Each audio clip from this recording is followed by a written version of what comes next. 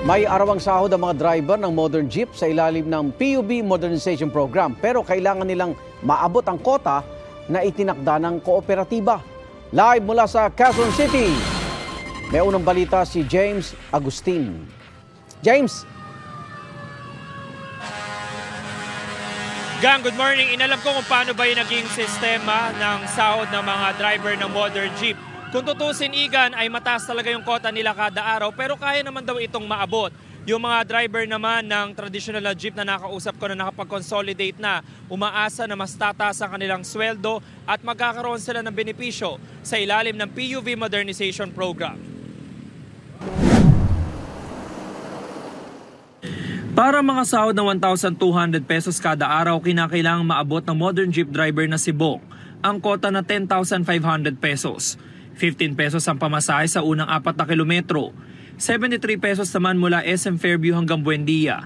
Ma-reach dapat namin yung kota na yun. Oo. Paano kung hindi nyo ma-reach yun? Mababawasan naman po pero konti lang. Halimbawa, hindi namin na-reach sa 9,500 lang, magiging 1,000 na lang magiging sahod namin. Kapag naman daw sumobra sa kota ay incentive na raw nila ito, kaya may dagdag kita. Bukod sa sahod, kompleto rin daw ang kanilang benepisyo. Sapat naman yung kita namin.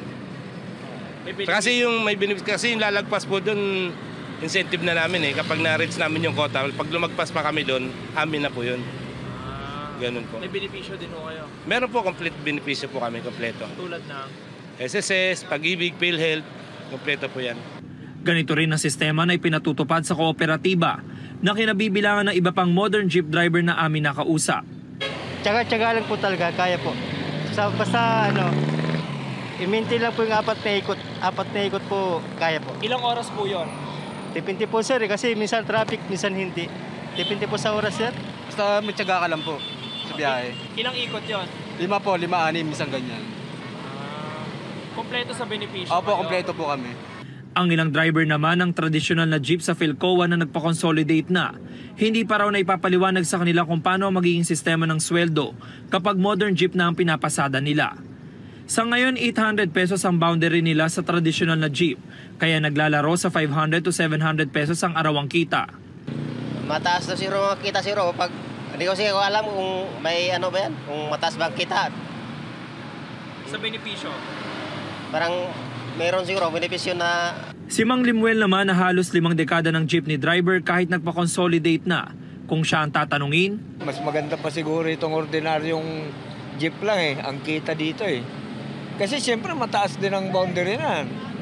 Samantalang ito mababa lang ang boundary. Ibig sabihin, kumita lang kami ng 400, 500, okay na sa amin yun.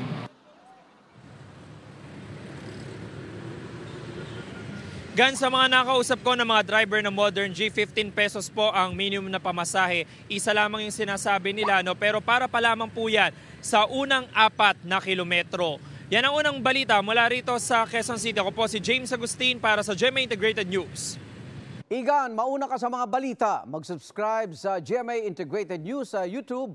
Sa mga kapuso abroad, subaybayan nyo kami sa GMA Pinoy TV at sa www.gmanews.tv.